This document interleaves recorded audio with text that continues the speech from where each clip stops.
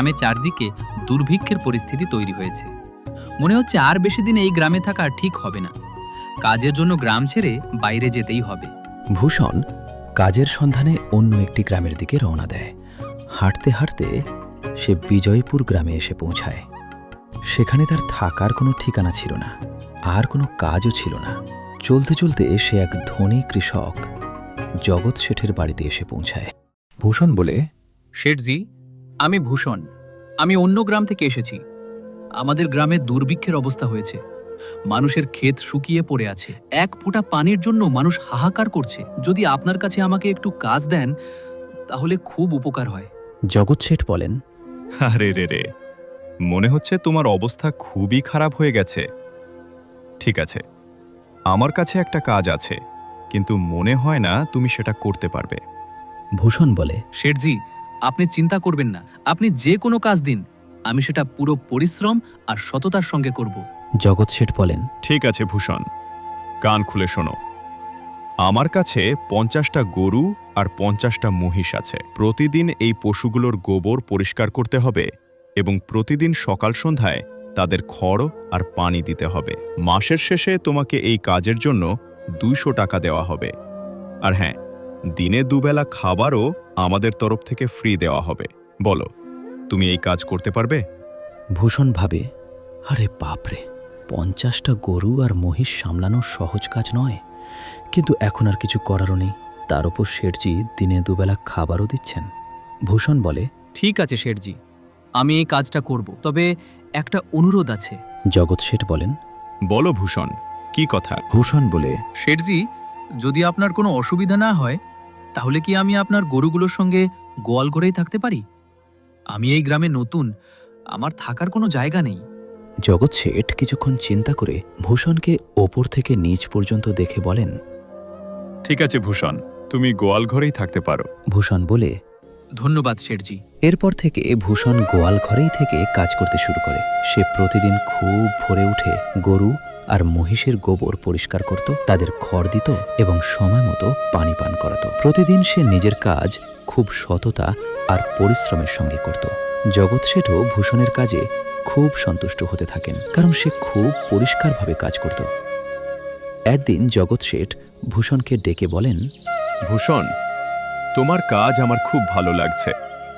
তুমি গরু আর মহিষগুলোর খুব ভালো যত্ন নিচ্ছ, তাই দুধের গুণগত মান বেড়েছে এবং গরুগুলো আগের চেয়ে বেশি দুধ দিচ্ছে।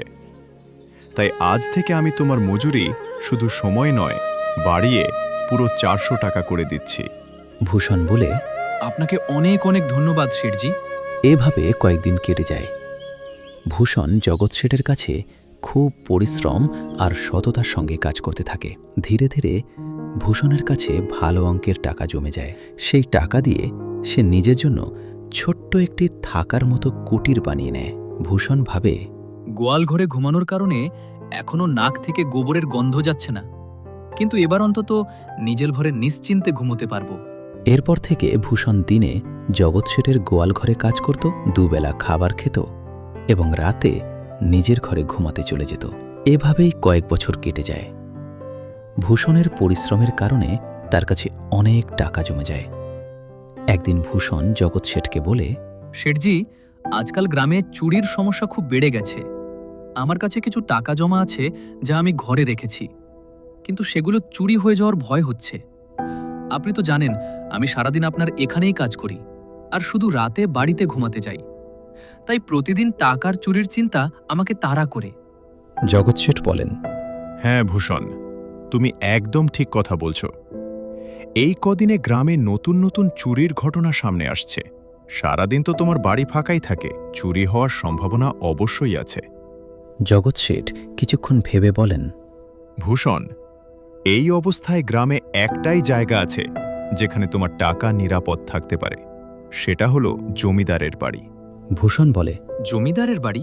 জগৎ শেঠ বলেন, হ্যাঁ ভূষণ, এই গ্রামের জমিদার খুবই সৎ আর দয়ালু। এমনটাই আমি লোকজনের কাছ থেকে শুনেছি।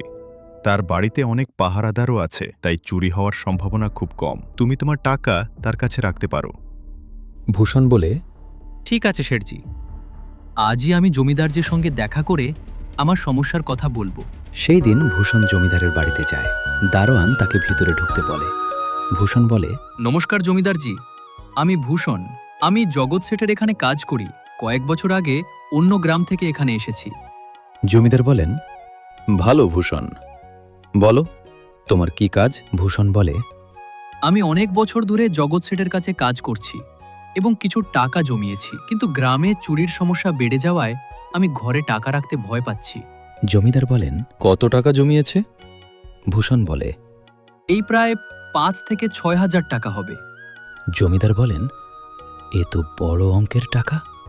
ভূষণ বলে, আপনার সততার কথা আমি অনেকের মুখে শুনেছি, তাই কিছুদিনের জন্য আমার টাকা আপনার কাছে রাখতে চাই। জমিদার বলেন, তুমি একদম ঠিক শুনেছ। তোমার টাকা আমার কাছে পুরোপুরি নিরাপদ থাকবে। তুমি একদম নিশ্চিন্ত থাকো। ভূষণ তার টাকার থলি জমিদারকে দিয়ে বলে, এখানে পুরো 5,800 টাকা আছে, আপনি গুনে নিন। জমিদার বলে, গুনতে হবে কেন? তুমি তো জগৎ শেঠের লোক, আমি তোমার ওপর পুরো বিশ্বাস করি।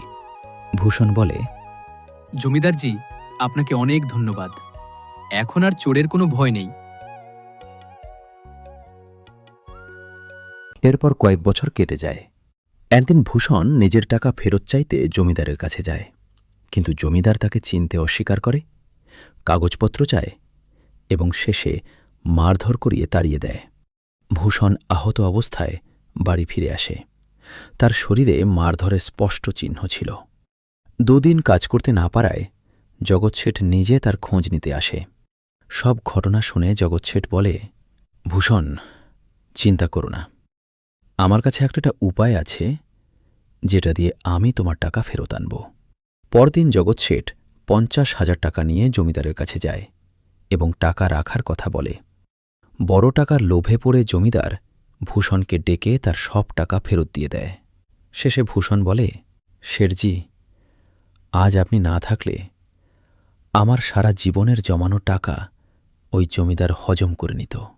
জগৎ শেঠ বলেন, ভূষণ, যে মানুষ পরিশ্রম আর সততার সঙ্গে উপার্জন করে, ঈশ্বর কখনো তার ক্ষতি হতে দেন না, আর যে অন্যায় পথে উপার্জন করে তার কখনো ভালো হয় না।